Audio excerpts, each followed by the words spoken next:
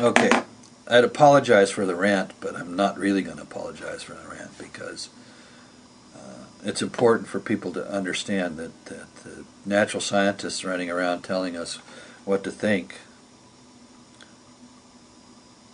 don't know as much as they believe they know, and they certainly aren't wise when it comes to these things. Now let me do one more little bit of rant, but this is a very obvious thing. They're sort of, when the natural scientist wants to talk about the psychology of the human being, about the nature of the mind and stuff, he makes some assumptions. And he generally doesn't even notice that he makes the assumptions. And one of the more curious assumptions is that when the natural scientist, for example, wants to study psychology, which of course is very important to our understanding of our human nature, we drink in from our culture all these ideas about who and what we are, and one of the primary ideas we have is that we're an animal, which is not true, but it's out there, and it makes us think this way about ourselves, and there's dangerous consequences for us from this idea. But nevertheless, when the natural scientist studies consciousness, he acts as if nobody ever did this before.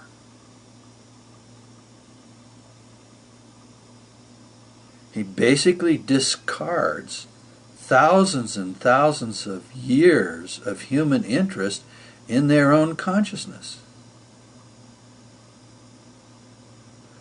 He develops a mind science as if there's never been any other mind sciences, and there aren't even today mind sciences. He just ignores it all, okay? And if you actually get into these other mind sciences, one of the reasons you can sort of understand why the natural scientist doesn't pay much attention to those things, because they contradict his basic approach, which is it's all matter and no spirit, because all the ancient mind sciences find spirit. They do it in different ways, whether it's Tibetan Buddhism or Zen Buddhism or Sufism, which is kind of the mystical aspect of Islam, or whether it's yoga, which is kind of the mystical aspect of Hinduism, and so on and so forth. And then you got the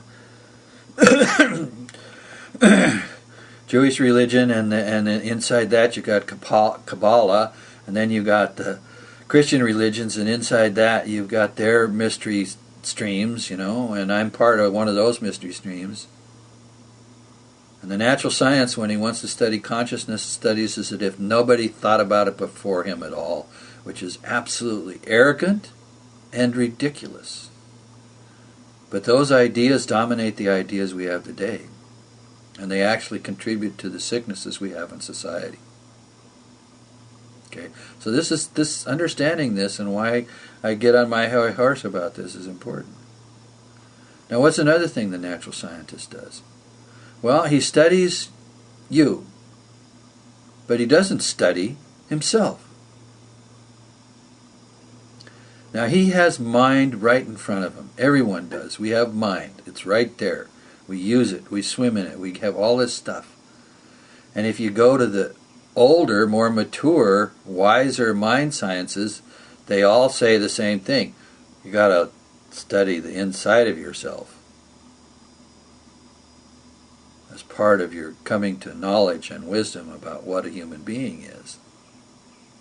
Okay? The students of consciousness today do not do that. They run up to the edge of this and they don't know what to do, Sam Harris doesn't know what to do with the teachers that he's run into, which are really unusual human beings that come out of the East.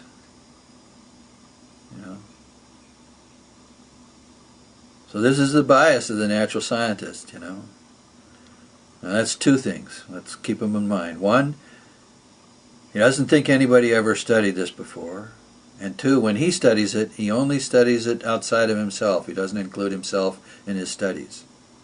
There's consequences from both of these errors of approach to understanding consciousness. All right? Now there's a little thing that happens within the way neurophysiologists and psychologists today study the mind. That is their approach to the mind. And that is, they do these experiments, and a typical kind of experiment would be to put somebody inside a MRI, a magnetic imaging resonance thingy device, that takes pictures of your brain.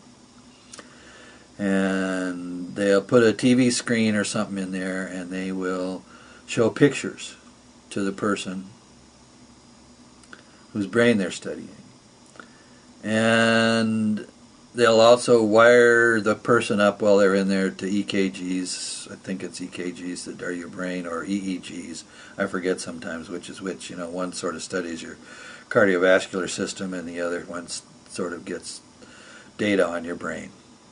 Maybe it's EEGs do the brain, and the EKGs do your cardiovascular system. But anyway, you're all wired up. You got this guy in here, and you have this thing go on. Okay. And the scientist, he's got his white coat and his clipboard. I'm going to tease him a little bit because these guys are serious, and you can understand why they think this way. I mean, it's not like they're really that stupid or wrong. But we got to get them to stop making assumptions, okay, because they harm us.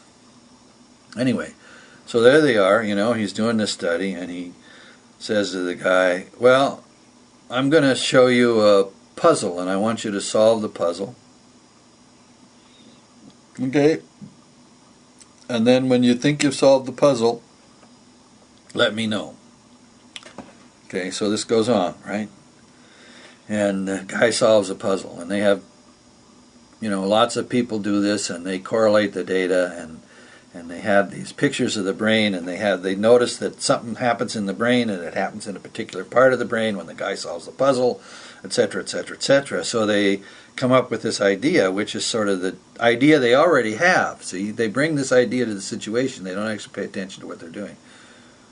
And they say, well, the brain solved the puzzle at this point when all of this light went off, which we caught with our MRI and our instruments, when all this brain activity happened. Hello? Did you skip the part where you asked the guy to do it?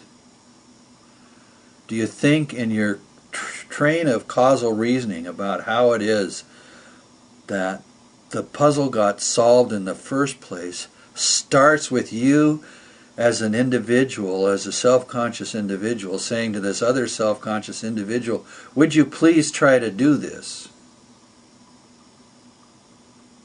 Now, is it really your idea that you're just talking to the meat? That you're not talking to anything else in there to get his cooperation? Is it not in your head that you need his cooperation? You need his cooperation? You see, if you look in these studies and you analyze it on the basis of the theories that come out, you've got to get rid of all personal pronouns. Now, there's a booklet I wrote about this called The Natural Christian, which talks about these problems. But anyway, I'm going to stop and come back with more stuff.